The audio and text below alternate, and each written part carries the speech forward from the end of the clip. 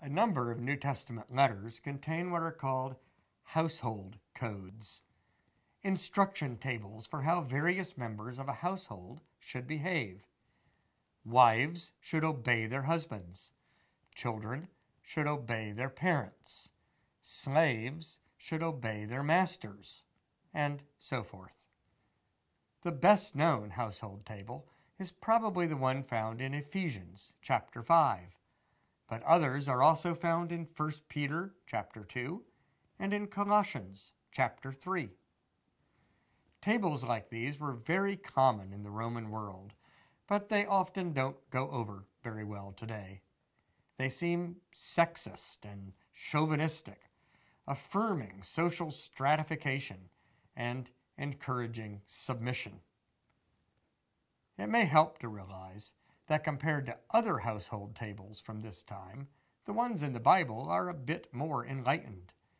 They contain instructions for the more powerful parties as well. Husbands are to love their wives, and masters are to treat their slaves kindly. Basically, those who have social power should always use their authority for the benefit of those who do not have social power. Indeed, the household table in Ephesians encourages mutual submission of husbands and wives, a concept otherwise unknown in the ancient world. But this isn't enough to satisfy all critics. For one thing, the tables in Colossians and 1 Peter are less focused on instructing the powerful and more concerned with telling the lesser parties to be submissive and accept their position.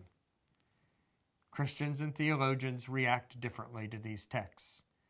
Some hold them to be a timeless record of God's divine plan for families in any time or place. More often, Christians say the texts reflect the cultural circumstances of the day. They represent a faithful attempt for Christians of another era to order their homes in accord with the standards of their day. But those standards would be different in our world.